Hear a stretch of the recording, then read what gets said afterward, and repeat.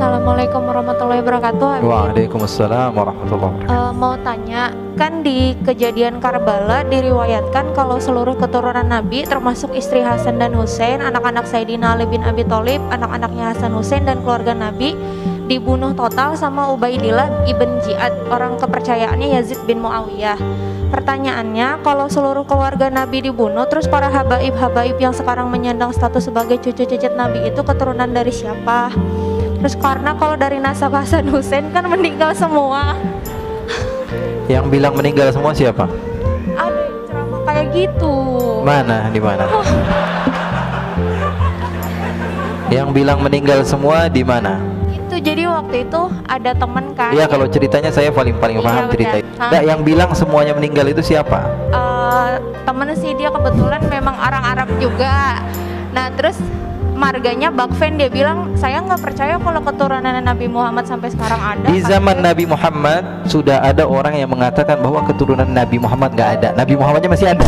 Nabi Muhammadnya masih ada. Dia udah bilang bahwa keturunan Nabi Muhammad nggak ada. Dia bilang, wah, Muhammad abtar. Muhammad nggak bakalan punya keturunan. Faham? Lalu Allah subhanahu wa ta'ala murka kepada orang tersebut, namanya Al-As bin Wa'il As-Sahmi. Lalu Allah katakan, inna syani'aka huwal, yang bilang kamu gak punya keturunan, dia gak bakalan punya keturunan. Bilangin sama teman kamu, itu dalil Al-Quran. Baca terus menerus tapi gak paham. Inna syani'aka. Sekarang gampang aja, saya nggak perlu panjang lebar tentang masalah Karbala. Saya paham dan saya menikmati kisah-kisah itu. Artinya apa? Saya betul-betul suka dengan sejarah dan saya tahu kisahnya. Dan siapa yang selamat, siapa yang nggak selamat. Ya, dibilang semua yang nggak selamat ya masalah itu ya Pak. Apa di dalam sejarahnya ada masalah. Ulama semua sepakat kok. Sekarang saya sebutkan hadis satu saja dari Al-Imam Ahmad bin Hanbal. Imam Ahmad bin Hanbal mengatakan bahwa nanti di akhir zaman akan ada Imam Mahdi. Hadisnya banyak. Di antaranya riwayat Imam Ahmad bin Hanbal akan ada Imam Ukhti, ada Imam Mahdi, percaya atau tidak? Percaya atau tidak? Percaya. Ini harus kita yakini bahwa Imam Mahdi akan ada. Dan di dalam hadis tersebut dikatakan bahwa Imam Mahdi akan muncul dari keturunan saya. Percaya atau tidak? Namanya seperti nama saya, kata Nabi Muhammad. Percaya atau tidak? Dan dia dari keturunan saya. Sekarang kalau di akhir zaman ada keturunan Nabi, terus di zaman sekarang nggak ada keturunan Nabi, munculnya dari mana? Paham atau tidak? Kalau dibilang di akhir zaman nanti ada keturunan Nabi, keluar Imam Mahdi, terus sekarang nggak ada keturunan Nabi, keluar dari goa, tiba-tiba ada.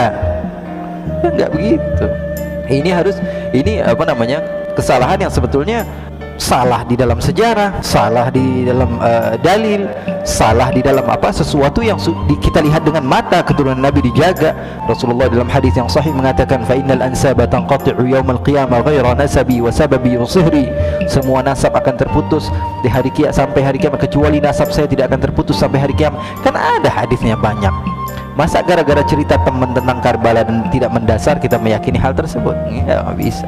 Apalagi dalil yang tadi saya sebutkan tentang Nabi Imam Mahdi itu juga masuk di dalam dalil, dan akal, secara akal juga kita mau nggak mau kita terima bahwa mereka itu ada.